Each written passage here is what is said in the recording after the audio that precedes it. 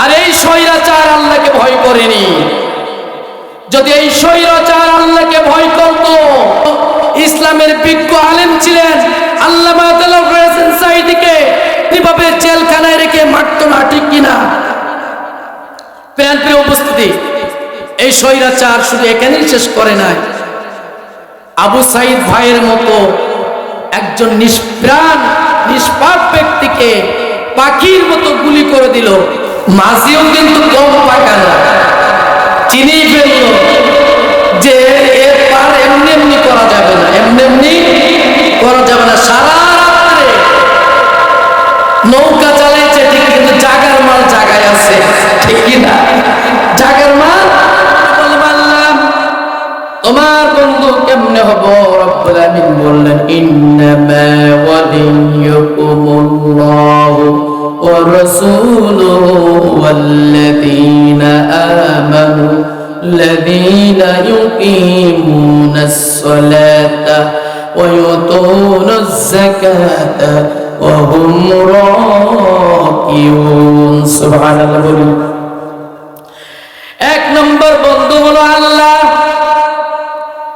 একটি ঘটনা মনে পড়ে গেল, সম্রাট মাহমুদ গঞ্জবি রাহিমাহুল্লাহ, তিনি ছিলেন একজন বিরাট পণ্ডিত ব্যক্তি, বিরাট একজন আলেম ব্যক্তি এবং একজন রাজা ব্যক্তি। আমাদের মতন স্বৈরাচার রাজা না ছিল নাকি?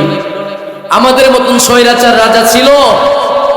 আরে ভাই, ফেরাউন তো অনেক সময় রাতের অন্ধকারে বলতো যে আল্লাহ জানি তুমি আল্লাহ, আমি কিচ্ছু না, তারপরও আল্লাহকে ভয় করত।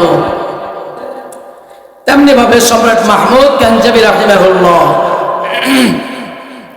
সম্রাট মাহমুদ গঞ্জবি রাহিমাহুল্লাহ ওনার প্রজারা বললেন, রাজা মশাই দৈনন্দিন শুধু চুরি হতেই আছে, চুরি হতেই আছে।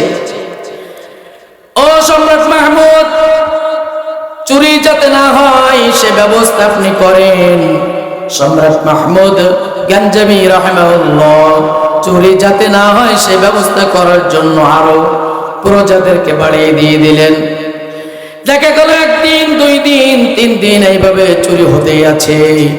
সম্রাট মাহমুদ গঞ্জবি রাহিমাহুল্লাহ চিন্তা করলেন যে আমাকে নিজেই এই চোর ধরার জন্য ব্যবস্থা করতে হবে। কি করতে হবে? চোর ধরার ব্যবস্থা করতে হবে। সম্রাট মাহমুদ গঞ্জবি রাহিমাহুল্লাহ নিজের পোশাকগুলো খুলে ছদ্রবেশ ধরলেন। ছদ্রবেশ ধরার পরে গভীর রাত্রে যখন হলো, সম্রাট মাহমুদ গঞ্জবি রাহিমাহুল্লাহ রাস্তার পাশ দিয়ে হাঁটছেন, অপর প্রান্তে 4 জন চোর ডাকছে, ও ও নতুন চোর, ও নতুন চোর। কাকে বলল? কাকে বলল? সম্রাট মাহমুদকে বলল যে ও চোর, নতুন চোর। কারণ এরা যে 4 জন চোর, যে যেমন কাম করে সে তেমন বোঝে, যে আমরা যেমন চোর ও মনে হয় তেমন তেমন চোর, ঠিক কিনা?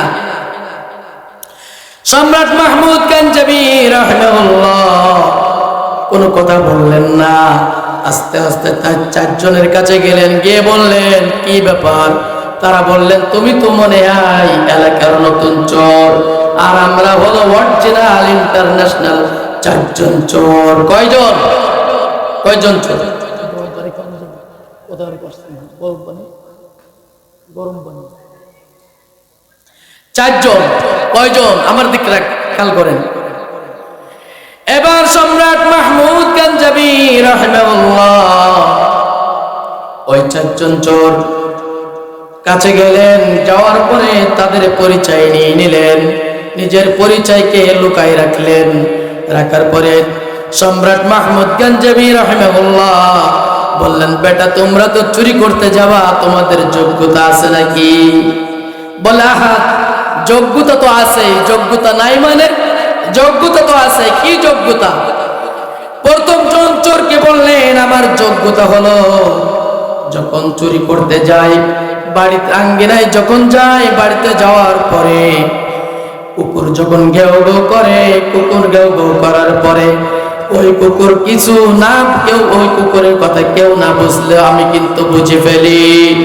কম যোগ্যতা, কথা বুঝতেছেন তো ভাই? এই পুলিশ, এই চোরের কি কম যোগ্যতা?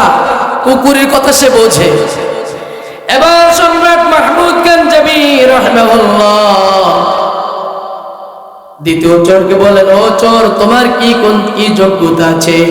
বলেন, আমার যোগ্যতা হলো ওই বাড়িতে যখন যাই, যদি বাড়িতে যাওয়ার পরে যদি দরজা লটকানোতে আটকানো থাকে আর যদি তালা থাকে, তাহলে ওই তালা খোলার জন্য আমার চাবি দরকার হয় না, ভাঙাও লাগে না, হাত দ্বারা তালি মারি, তালি মারার সঙ্গে সঙ্গে তালাটা খুলে যায়।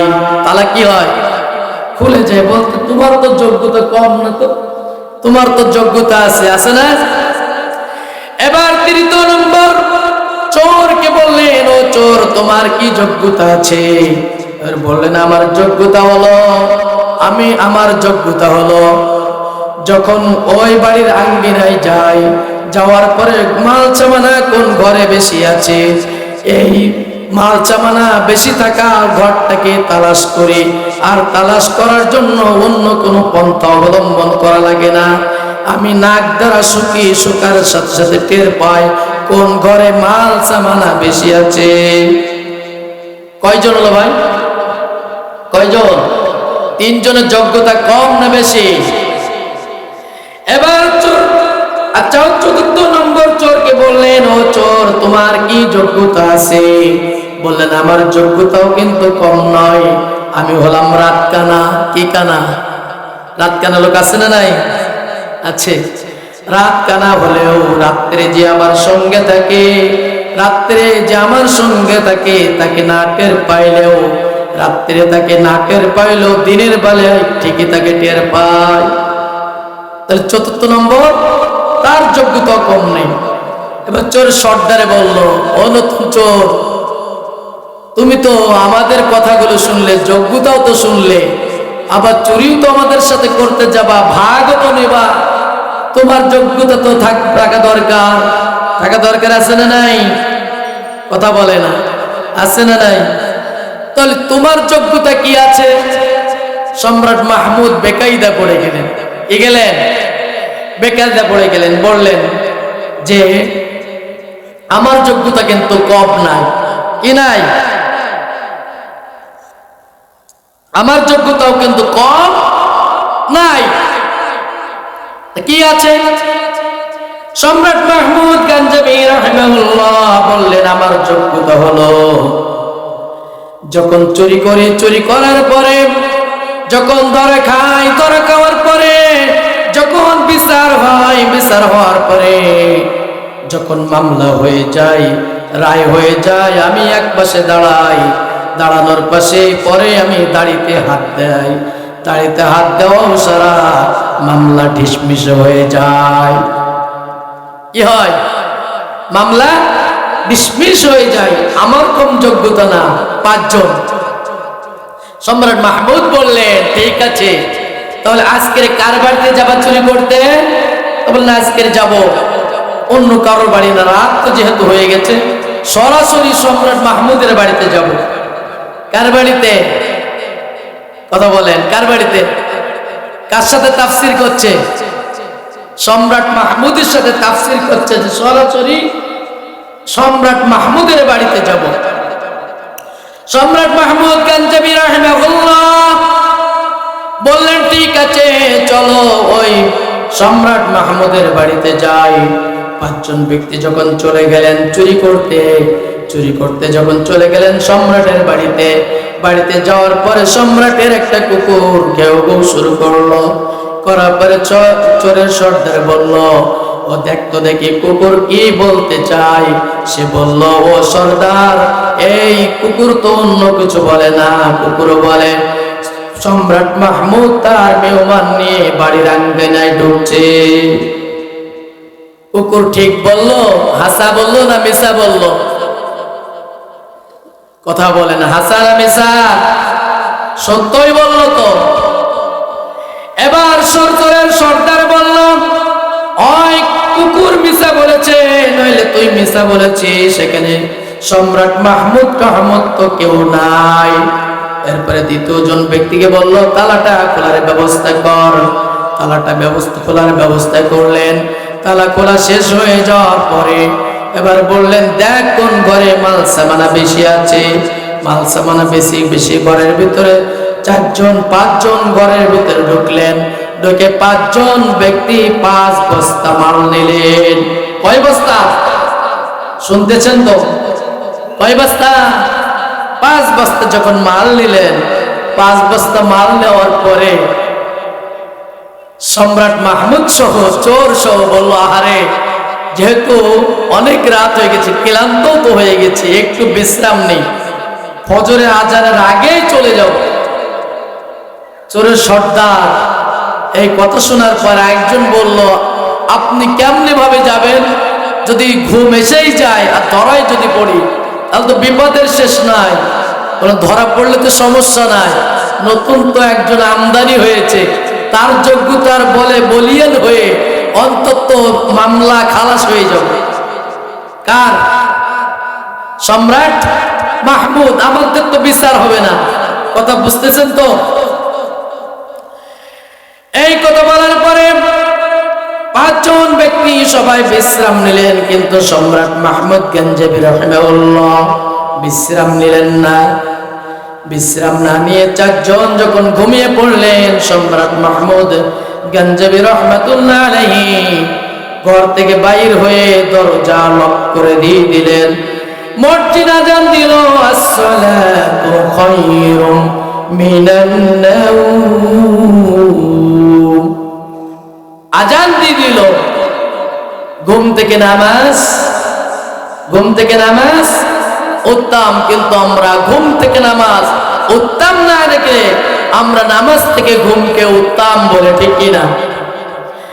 এবার সম্রাট মাহমুদ গঞ্জবি রাহিমাহুল্লাহ নামাজ মসজিদে গেলেন, নামাজ পড়লেন। নামাজ শেষ করে রাজ্যে বসলেন। বসে তার চৌকিদারকে বললেন, ও চৌকিদার রে, ঘরের ভিতরে যা, 4 চোরকে বের করে আমার সামনে নিয়ে আয়। কয়জন চোর? 4 চোর। 4 চোরকে যখন সামনে নিয়ে আসছে, নিয়ে আসার পরে যখন বিচার করছে, বিচার করার পরে বিচারের রায় হয়ে গেল তাদের ফাঁসি। কি হয়ে গেল? ফাঁসি হয়ে গেল। তখন 4 জনের ভিতরে 3 জন কাঁদে আর 1 জন হাসে। কয়জন কাঁদে? সম্রাট মাহমুদ গঞ্জবি রাহিমাহুল্লাহ 4 জনের ভিতরে 3 জন কাঁদে, 1 জন হাসে। যে হাসে তার কাছে বললেন, তুমি হাসো কেন?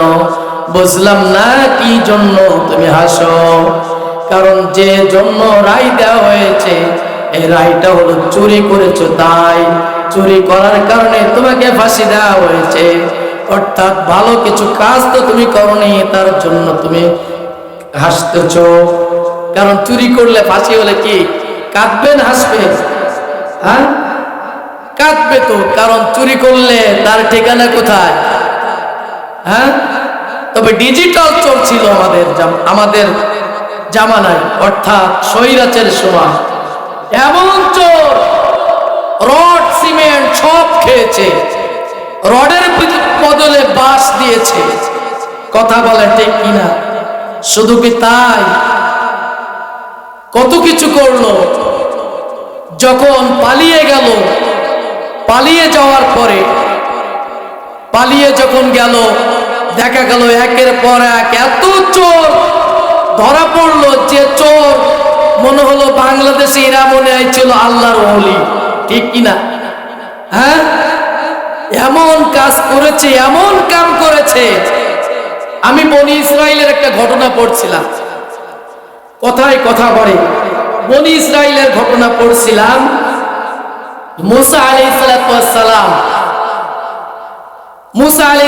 সালাম তার কওমের লোকদের যখন দাওয়াত দিয়েছিল, কি দিয়েছিল? দাওয়াত দেওয়ার পরে তারা মুসা আলাইহিস সালাম কমান্ড ফলো করছিল না করলে আল্লাহর কাছে বললেন, আল্লাহ তুমি যা ইচ্ছা তাই করো, আমার কওমের লোকদেরকে যা ইচ্ছা তাই করো। আল্লাহ শাস্তি হিসাবে 40 বছর, কত বছর তার কওমের লোকদেরকে সাজা দিয়েছিল। কি সাজা শুনবেন? কি সাজা? সাজাটা হলো সকালে ওঠার পরে আমরা কি করি? কাজের উদ্দেশ্য বাইর হই। কেউ মাঠে কামলা করি, কামলা দেয়, কেউ চাকরির উদ্দেশ্য, কেউ ব্যবসার উদ্দেশ্য। যখন বাইর হয়, আমাদের কাজের উদ্দেশ্য বাইর হই সকালে, ফিরে রাত্রে অথবা দুপুরে, ফিরে কিনা? বনি ইসরাইলের ওই কওমের লোকদের শাস্তি হলো সকালে ওঠে, কাজের উদ্দেশ্য বাইর হয়, কিন্তু দেখা যায় সকাল থেকে সন্ধ্যা পর্যন্ত দৌড়াতে আছে, কাজ করতে আছে, কিন্তু দেখা যায় মাল জাগায় আছে, জাগার মাল জাগায় আছে। ইকাম করলো, দরবেশ সাহেব বলল যে আমার একটু পার করে দেন। কি দেন? পার করে দেন। মাঝিও কিন্তু কম পাকা না, চিনেই ফেললো যে এ পার এমনি এমনি করা যাবে না, এমনি এমনি করা যাবে না। সারা রাত্রে নৌকা চালাইছে ঠিক, কিন্তু জাগার মাল জাগায় আছে, ঠিক কিনা? জাগার মাল জাগায় আছে। আমি এই ঘটনার সাথে মিলালাম, বনি ইসরাইলের সাথে একই মিল, তফাৎ নাই। ভাইটাকে পাইলেই মনে হয় ওনাকে পুরস্কারে পুরস্কৃত করা উচিত, ঠিক কিনা? কারণ জাগার মাল জাগায় আছে। অপরদিকে ইসলামপন্থী ব্যক্তি যদি হতো, তাহলে বলতে পারতো না যে আমাকে ধরলেন কেন, ওই যে দরবেশ সাহেব আছে, ঠিক কিনা? তেমনি ভাবে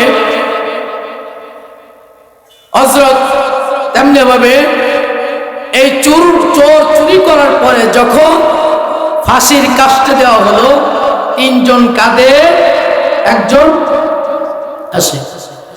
সম্রাট মাহমুদ গানজাবি রাহিমাহুল্লাহ ওই হাসা ব্যক্তিকে বললেন, তুমি হাসো কেন? বুঝলাম না। এই ব্যক্তি বললেন, ও সম্রাট মাহমুদ, আপনার কাছে দুটো প্রশ্ন করতে চাই। কয়টা প্রশ্ন? 2টা প্রশ্ন করতে চাই সম্রাট মাহমুদ। ঘরের ভিতরে বস্তা কয়টা? বস্তা কয়টা? বস্তা 5টা। ঘরের ভিতরে বস্তা 5টা যদি হয়, আমরা কয়জন? কয়জন? 4 জন। কয়জন? 4 জন। তো আমরা হলাম 4 জন। আর একজন চোর গেল কোথায়? আপনি তো ইনসাফ ভিত্তিক বিচার করছেন, করেন, ঠিক আছে, কিন্তু আর একজন ব্যক্তি গেল কোথায়? অপরদিকে সম্রাট মাহমুদ, আপনি হলেন আমাদের বন্ধু। কি? আমাদের বন্ধু। এবার সম্রাট মাহমুদ গানজাবি রাহিমাহুল্লাহ বললেন, বুঝলাম না, কেমনে হলাম আমি বন্ধু?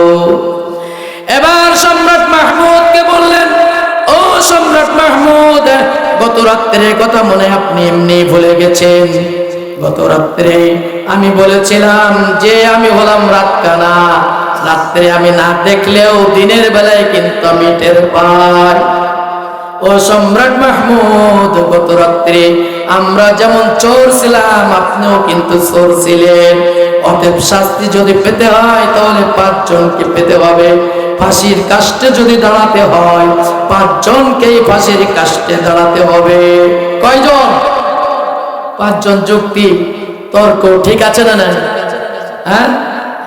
এবার সম্রাট মাহমুদ গানজাবি রাহিমাহুল্লাহ যখন তখন ওই কাগজটা ছিঁড়ে ফেললেন, রায়টা ছিঁড়ে ফেললেন, ফেলে বললেন, যাও, তোমাদেরকে মাফ করে দিয়ে দিলাম। এবার সম্রাট মাহমুদের কথা শুনে তারা বলল, তাদের 4 জনের ভিতরে 3 জন হাসে, 1 জন কাঁদে। 4 জন, 3 জন হাসে, 1 জন কাঁদে। মহাবিপদ। আগে 1 জন কাঁদে, 1 জন হাসে, 3 জন কাঁদে, এখন 3 জন হাসে, 1 জন কাঁদে। এ মহাবিপদ। তো বিপদ না, ছেড়ে দিয়েই তো বিপদ। এবার সম্রাট মাহমুদ গানজাবি রাহিমাহুল্লাহ, যে ব্যক্তি কাঁদে সে হলো ওসরের সর্দার। বললেন, ওসরের সর্দার রে, তুমি কেন কাঁদো? বুঝলাম না, মাফ তো করে দিয়েছি তোমাদেরকে, বেকুলুস খালাস তো দিয়েছি, কেন তুমি কাঁদো? এবার ওসরের সর্দার বললেন, ও সম্রাট মাহমুদ, আমি কাঁদতেছি এই জন্য গত রাত্রে এক রাত্রে বন্ধ হওয়ার কারণে জীবনে যত অপরাধ করেছি সব অপরাধ আপনি মাফ করে দিয়েছেন। অত যদি আমার মাওলার বন্ধু যদি হতে পারতাম তাহলে আমার মাওলা আমাকে মাফ করে দিয়ে দিতে। সুবহানাল্লাহ। এই জন্য রব্বুল আলামিন বললেন ইন্নামা ওয়ালিয়্যুকুমুল্লাহু ওয়া রাসূলুহু ওয়াল্লাযীনা আমানুল্লাযীনা ইউকিমুনাস সালাতা ওয়া ইউতুনাজ যাকাতা ওয়া হুম রাকিউন।